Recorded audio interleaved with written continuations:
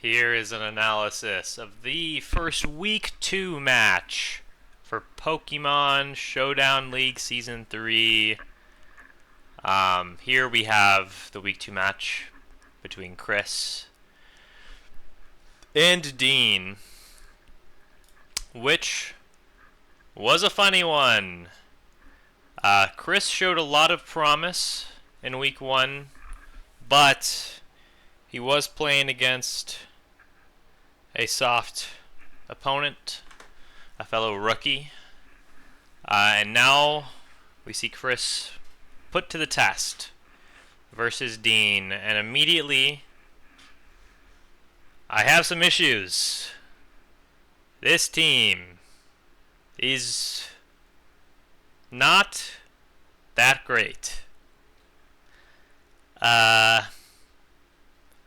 I don't know why we're not bringing Thundurus again. It doesn't make any sense to me. It was our second round pick. It's one of the best and most threatening Pokemon that anyone in the league has, and is sitting on the bench. This is the equivalent of sitting Kevin Durant. Alright? We play Thundurus, okay? We don't leave Thundurus on the bench, no matter what. And then also on turn 1, we get a lucky freeze. Pretty funny, because this is just obviously the wrong play. We should be setting up rocks here. Because we don't expect the Garchomp to stay in. But we're rewarded for a bad play. That's what Pokemon's all about. And then even more hilariously, Dean just is sitting in to dethaw, dethaws instantly. Hilarious. This is a terrible mid-ground play. We know that this just lets this guy in for free. I don't know this moveset. Presumably it has Sunny Day. That's a little bit more effective here. But we let the Ferrothorn in for free. And then we get a layer of spikes set, which is a bit of a disaster, as now your Pokemon will be taking an eighth of their HP, and you have no counterplay to this every time they switch in. Then we give a free entry to Talonflame. Not great. And all of a sudden, this Diancie isn't threatening at all, because we've revealed that we have Mega Swampert. We shouldn't be bringing non-Mega Diancie. Diancie's not good. Diancie has a terrible typing, and its stats make no sense. This Pokemon being a Pokemon with 50 HP being a tank, it's not actually tanky, even though it has a really high defense and special defense. But Mega Diancie is extremely threatening because of its insanely high attacking stats and speed stat, along with a very potent offensive typing, as well as Diamond Storm. So we need to be bringing Mega Diancie. Not bringing Mega Diancie. If not bringing Thundurus is not bringing Kevin Durant, not bringing Mega Diancie is not bringing Steph Curry. Is leaving Steph Curry on the bench. It's the opening game of the second game of the regular season, and we're bringing Seth Curry instead of Steph Curry. Don't do that. Yeah, so Dean just kills this, which is funny. I don't know why we didn't switch out. And then, once again, we need to be pressing rocks here, by the way. Again, we shouldn't be attacking what's in front of us absent-mindedly. We should be thinking about what we expect our opponents to do. We should not be expecting Dean to just sit on the field with Garchomp, especially when you've already revealed Ice Punch. So we need to be getting rocks up, because that's going to punish Dean for what is already a very switch-heavy game plan. Right? So please keep that in mind. Alright.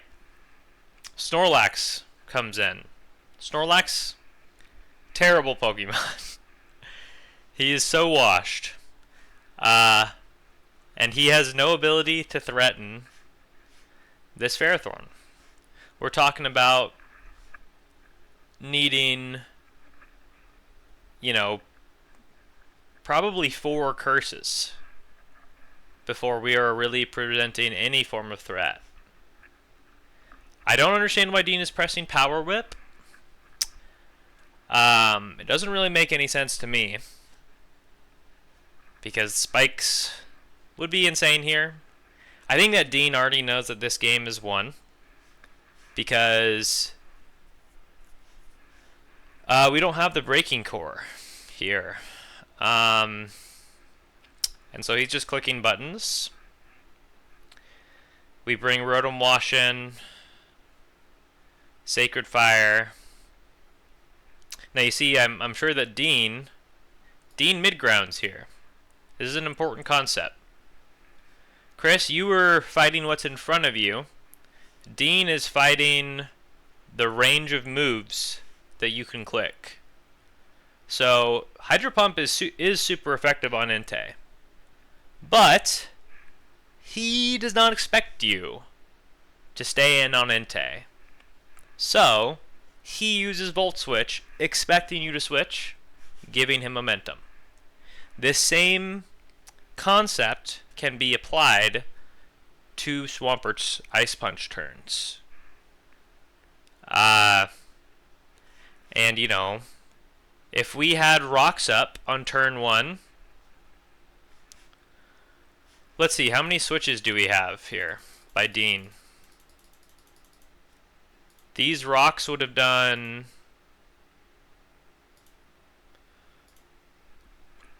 Okay, here they would have done 6% to Ferrothorn. Also, there's an invisible Venusaur. Interesting. Alright, here they would have done 50% to Talonflame. Here they would have done 6% to Garchomp. Here they would have done 12% to Rotom.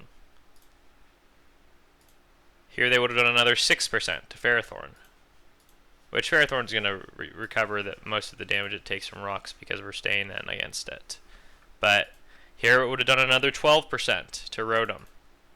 Here it would have done another 6% to Garchomp. Here it would have done another 12% to Rotom. So what is that?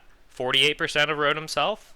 That could have been gone from here just by a simple change of the turn 1 play. Important to keep in mind. They're very important entry hazards because switches happen a lot. Here, Talonflame would be dead, right? Dean just sacks Talonflame here. Probably mostly for fun. He can just go into Ferrothorn. And then probably Leech Seed Entei and then switch into Garchomp. And it's... Yeah, I mean, it's really a case where, on any given turn, Dean has, I guess at this point, 8 moves, down from 9 because we've killed Talonflame. And almost all of them win.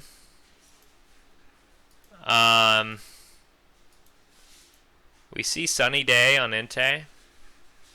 I don't understand it, but it did happen. We have the best range sweeper in the game, and we're optimizing for Venusaur, but we probably shouldn't be running this. I think this plan isn't so bad if we're running Mega Diancie. I like it a lot better, certainly. Dean brings Unaware Clefable, despite me saying I thought it was bad. I think it kind of proves itself to be inferior here. 2 Magic Guard. Clefable dies. Again, I don't think Dean's really trying to crush your soul here. But, yeah. You never really had a hope in this game. Technically you did kill 2 Dean's Pokemon, but the Pokemon on your team accomplished very little. I'd like to see you bring your good Pokemon more often. You've already picked up Doublade. I think that was a good move. Now you'll have 2 Steel types. Yeah. You played solidly in week 1, Chris, but I think that Dean really showed you this week why we can't be bringing these weak constructions. Your team was just completely lacking the offensive firepower to win this game. Could have been a little closer with proper prioritization of Stealth Rock, but on the other hand, Dean could also put his foot on the gas pedal a lot harder. These are just important things to keep in mind. Again, this is not personal. Mistakes are expected. I just think that I'm hoping I can use these as ways to show you guys where you've gone wrong. So where did we go wrong here again? Turn 1. We don't midground rocks. Turn 2. We don't midground a play here. We go for Sludge Bomb, which I don't fully understand, actually. Feels like this should be pretty obvious. We let the spikes get set up, which is pretty bad, but not the end of the world. And then again, we don't midground here. We're clicking the button for what's in front of our faces, not for the range of moves that our opponent is presenting us. So let's just go back on this turn so I can illustrate this concept better. Okay, so Dean has 9 moves here, right? He has his 4 moves that attack or do something with Ferrothorn. And then he has the 5 moves that switch into another Pokemon. Let's think about which of those options Hidden Power is good against. Hidden Power is good against exactly 4 of the 9 options.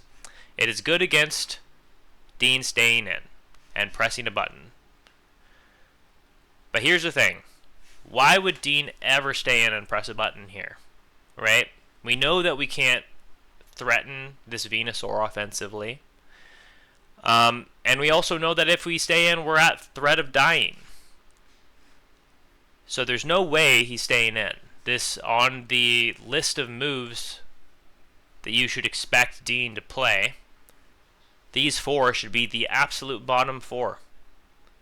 But we're playing against them. Don't do that. We should expect a switch here. What's better here? Giga Drain, a switch yourself.